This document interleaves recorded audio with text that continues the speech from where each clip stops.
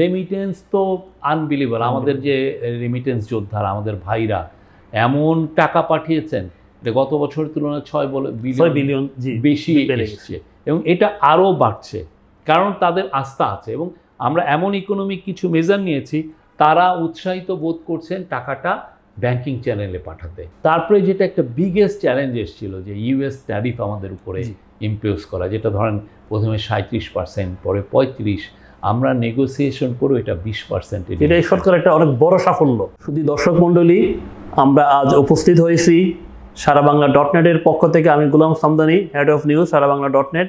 আমরা আজকে কথা বলবো মাননীয় প্রধান উপদেষ্টার প্রেস সচিব শফিকুল আলম সাহেবের সাথে। উনি একজন শুধু প্রেস সচিব না, উনি একজন আন্তর্জাতিক খ্যাতিসম্পন্ন সাংবাদিক, এবং ওনার তার চেয়ে আরও একটা বড় পরিচয় হলো জুলাই আন্দোলনের সময় ওনার যে ভূমিকা ছিল, বাংলাদেশের জুলাই গণ অভ্যুত্থানের সময় যে গণহত্যা, যে খুনি হাসিনা সরকার যে ছাত্রদের উপর নির্মমতা চালিয়েছে, সেই নির্মমতা একমাত্র আন্তর্জাতিক গণমাধ্যমের সবচেয়ে বেশি যে সাংবাদিকটি তুলে ধরেছেন বাংলাদেশ থেকে, তিনি হলেন তৎকালীন এএফপির ব্যুরো প্রধান শফিকুল আলম। শেখ হাসিনা যখন পালিয়ে গেছে, এই যে ব্রেকিং নিউজটা সবার আগে শফিকুল আলম সাহেব, উনি এএফপিতে ছিলেন, তখন এএফপির ব্যুরো প্রধান ছিলেন, সেখানে সবার আগে সেই নিউজটা ব্রেকিং করছিলেন। আমরা এখন কথা বলবো জুলাই যোদ্ধা এবং প্রধান উপদেষ্টার প্রেস সচিব শফিকুল আলম সাহেবের সাথে। আমরা একটা অন্য প্রসঙ্গে যাচ্ছি। আমরা জানি যে আপনি ইকোনমিক্স রিপোর্টার ফোরামের একজন নেতা ছিলেন, এবং আপনি রিপোর্টিং জীবনে একটা বড় অংশ অর্থনীতি নিয়ে কাজ করেছেন। সেই ক্ষেত্রে আমি জানতে চাচ্ছি, বিগত আওয়ামী লীগ সরকার যখন পতনের আগ মুহূর্তে দেশের যে অর্থনীতির যে ক্রাইসিস ছিল, তো এই অবস্থা থেকে বাংলাদেশের অর্থনীতি এখন কতটা ঘুরে দাঁড়িয়েছে বলে আপনি মনে করেন? এখন দেশের অর্থনীতি কি অবস্থা যদি এক বছর তুলনা করেন? এটা সুপারবলি ঘুরে দাঁড়িয়েছে। এটা মানে আমি বলবো এই রকমের আপনি দেখবেন যে আমাদের যিনি ফাইন্যান্স অ্যাডভাইজার এবং special assistant on finance ministry, finance adviser Salehuddin Ahmed এবং স্পেশাল অ্যাসিস্ট্যান্ট আনিসুজ্জামান চৌধুরী, ওনার ডেইলি স্টারে একটা লেখা লিখেছেন। ওনারা কম্পারিজন দেখিয়েছেন যে এইরকম যে ভায়োলেন্ট রেজিম চেঞ্জ যেটা হয়েছে বাংলাদেশে, এইরকম ঘটনা রাশিয়াতে হয়েছে সে 1990 সালের দিকে, তারপরে শ্রীলঙ্কায় হয়েছে এই যে 2022 সালে, মার্কোসের সময় ফিলিপিন্সে হয়েছে সেই 80-র দশকে, তারপরে 1999 সালে সুয়ার্তো ইন্দোনেশিয়া হয়েছে। দেখা গেছে যে এই 4টা economy, Sri Lanka, Russia, Indonesia, Philippines, এই 4টা ইকোনমিতে এই সিমিলার ঘটনার সময় তাদের ইকোনমি মানে গ্রোথ তো দূরের কথা, আরও নিম্নমুখী ছিল, নিম্নমুখী, মানে আপনি নেগেটিভ গ্রোথ হয়েছে। হ্যাঁ, ইকোনমির সাইজ সংকুচিত হয়ে গেছে, ইকোনমি ছোট, 100 টাকার ইকোনমি থাকলে ওটা 80 টাকা বা 90 টাকা হয়ে গেছে। আর ইনফ্লেশন বেড়েছে, কোনো ক্ষেত্রে ইনফ্লেশন 200-300%, অনেক এমনই না, মানে এটা আনচেক ইনফ্লেশন। তো ওইখানে ইনফ্লেশন বাড়া মানে কি, মূল্যস্থান মানে যেই চাল আপনি 10 টাকার চাল, দেখা গেল সেই চালের দাম 200 টাকা হয়ে গেছে। ঠিক যেটা মনে ধরেন শেখ মুজিবের আমলে 1973-74 সালে যে কাজ হয়েছিল। কিন্তু আমাদের সময় আপনি দেখেন, এই যে 4টা দেশ বললাম, আমরা এমন রিফর্ম এই ইকোনমিক রিফর্ম নেওয়া হয়েছে যার ফলে আপনার মুদ্রাস্ফীতি আগে ডাবল ডিজিট ছিল, এটা কমে এসছে 8.5%। বিশেষ করে সবচেয়ে বেশি কমেছে হলো খাদ্যের মূল্যস্ফীতি, যেটা গত বছর নভেম্বর বা নভেম্বরে যেটা ধরেন 14%-এর উপরে ছিল, এখন এটা 7.5%-এর মতো, অর্ধেকে। তো আমরা চাচ্ছি যে এটাকে আরও কমাতে। এটা গভর্নমেন্টের প্ল্যান হচ্ছে যে এটাকে 7%-এর নিচে আনতে, আমরা যখন এই আমাদের দায়িত্বটা ছাড়বো, মানে এই ইন্টারিম গভর্নমেন্ট যখন ছাড়বে।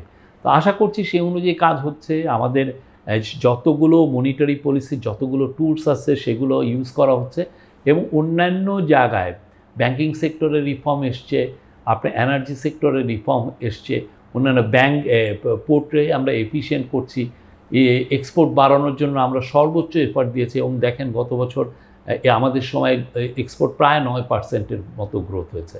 তারপরে যে রেমিটেন্স তো আনবিলিভেবল। আমাদের যে রেমিটেন্স যোদ্ধারা, আমাদের ভাইরা এমন টাকা পাঠিয়েছেন, এটা গত বছরের তুলনায় 6 বিলিয়ন বেশি এসেছে, এবং এটা আরও বাড়ছে, কারণ তাদের আস্থা আছে এবং আমরা এমন ইকোনমিক কিছু মেজার নিয়েছি, তারা উৎসাহিত বোধ করছেন টাকাটা ব্যাংকিং চ্যানেলে পাঠাতে এবং তারা সেভাবে টাকা পাঠাচ্ছেন।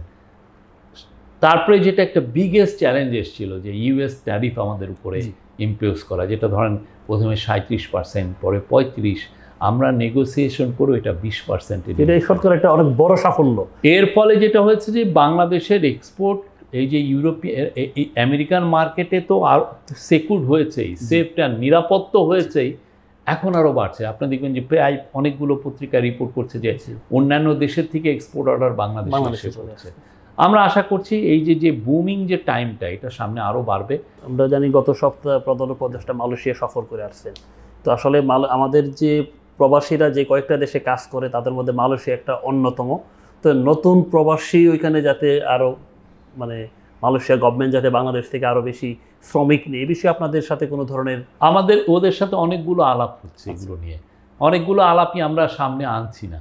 এটা না আনার কারণ হচ্ছে কারণ আমাদের তো অনেক ধরনের কম্পিটিটর আছে, তারা এই জিনিসটাকে দেখা গেলো এমন একটা ভাবে এটাকে নিউজ পেপারে পোর্ট্রে করলো, সেটা আমাদের জন্য অ্যাফেক্টেড হচ্ছে। আমরা জিনিসটাকে রাখছি।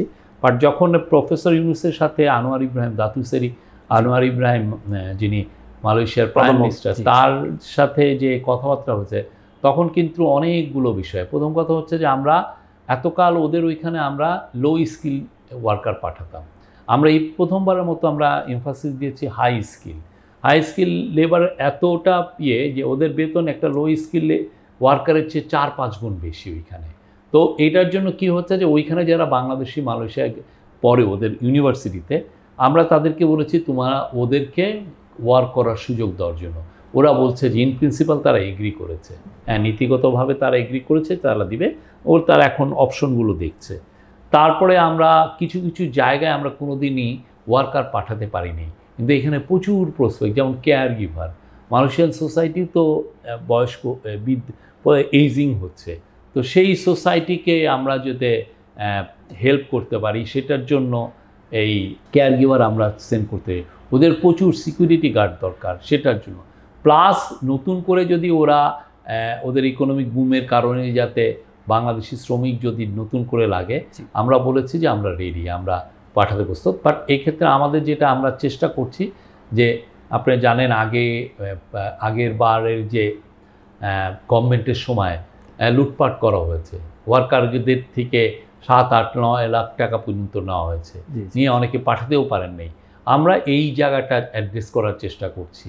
এমন একটা মানে জিরো কস্টে যদি যেতে পারি, এর চেয়ে তো আর বেটার হয় না। বাট এই পুরো জিনিসটা তাদের সাথে আমাদের ডিসকাশন হচ্ছে, এটা আমরা কিভাবে পাঠাতে পারবো, এখানে কি কস্ট লাগবে কি লাগবে না, সবই দেখা হচ্ছে। বাট আমাদের স্বার্থ হচ্ছে যে আমরা প্রচুর শ্রমিক আমরা ওইখানে পাঠাতে চাই, আমরা এগুলো নিয়ে তাদের সাথে কথা বলছি। আর একটা হচ্ছে যে ওইখানে আমাদের অনেক ইরেগুলার এবং আনডকুমেন্টেড ওয়ার্কার আছে, যারা ওইখানে গিয়েছিলেন কাজ নিয়ে, কিন্তু দেখা গেল যে ফ্যাক্টরিটা হয়তো বন্ধ হয়ে গেছে, আর উনি তো হঠাৎ করে আর বাংলাদেশে ব্যাক করতে পারেন না।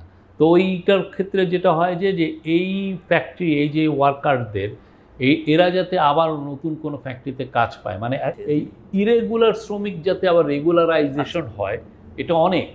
এই শ্রমিকদেরকে যাতে রেগুলারাইজ, এটার জন্য আমরা তাদেরকে এই পুরো বৈঠকে বলা হয়েছে। আমাদের প্রবাসী কল্যাণ যে অ্যাডভাইজার ডক্টর আসিফ নজরুল, উনি বারবার এই কথাটা প্রসঙ্গে এনেছেন। বাংলাদেশের শেয়ার মার্কেটে দুইটা বড় ধরনের অঘটন বা লুটপাট হয়েছে, 1996 সালে শেয়ার কেলেঙ্কারি আর 2010 সালে, দুইটাই ছিল আওয়ামী লীগ সরকারের আমলে।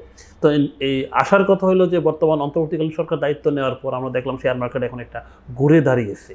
তো এই যে ঘুরে দাঁড়িয়েছে বা আগের সময় যে লুটপাট হয়েছে, এই বিষয়টা যদি একটা আসলে ঘুরে যে দাঁড়িয়েছে, আপনাদের আসলে কী ধরনের প্ল্যান ছিল যে কারণে এখন শেয়ার মার্কেটের প্রতি বিনিয়োগ করতে একটা আস্থা ফিরছে, এই বিষয়টা যদি একটা হচ্ছে যে আমরা সিরিজ অফ কিছু রিফর্ম নিয়েছি, আমরা এর আগে আপনাকে আমরা বলেছি, এই রিফর্মগুলো এখন কাজ করছে। আমরা যেই আর একটা হচ্ছে যে কোনো শেয়ার মার্কেটটা আসলে ওই দেশের ম্যাক্রো ইকোনমিক স্ট্যাবিলিটির দিকে তাকিয়ে থাকে। ম্যাক্রো ইকোনমি যদি স্ট্যাবিলিটি না থাকে, আপনার রিজার্ভ যদি খারাপ থাকে, আপনার ব্যাংকিং সেক্টর যদি নড়বড়ে থাকে, আপনার কোম্পানিগুলোর যদি প্রফিট ঠিক মতো তারা না হয়, তাহলে সেক্ষেত্রে তো আপনি যেই মেজারই নেন না কেন, আপনি কাজে আসবে না।